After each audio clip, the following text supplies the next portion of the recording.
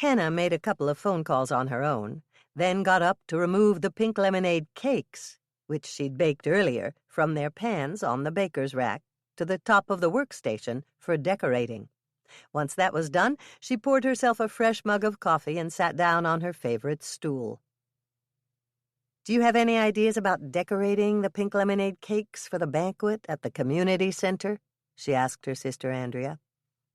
"I do," Andrea responded quickly, looking pleased that Hannah had asked her. "I gave some thought to edible flowers, but I decided to try my hand at the pastry bag instead." "Really?" Hannah was surprised.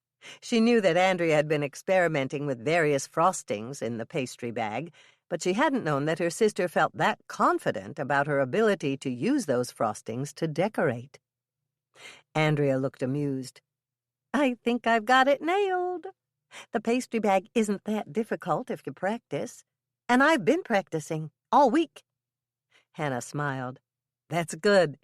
What do you have in mind?" "Pink roses.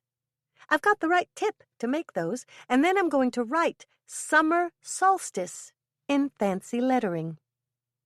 "That sounds wonderful. Anything you can do will be appreciated. You know how hopeless I am at decorating cakes." Andrea laughed. "I know. I watched you try once. It was painful." "Yes, that's the word. I felt so sorry for you. You're such a great baker. But decorating is, or maybe I should say seems to be, beyond me." Hannah supplied the phrase that Andrea seemed to be searching for. "Exactly. That's why I'm so glad you're here, Andrea. You've always been so much better at things like that. And you've always been a better baker than I am," Andrea responded loyally. But Hannah noticed that her sister looked quite proud of her new talent. "Did you get a chance to call Michelle?" "Not yet, but I'm sure she'll come. She can always get someone to fill in for her this morning."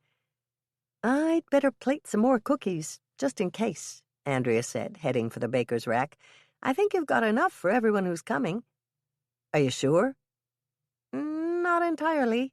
I called Mother first, and she said she was going to activate the Lake Eden Gossip Hotline." "Good heavens!" "I know. And that means we may have a big crowd. Did you bake any more cookies?" "I did. I was here early. I've got molasses crinkles, black and whites, chocolate chip crunch, and cashew chips in."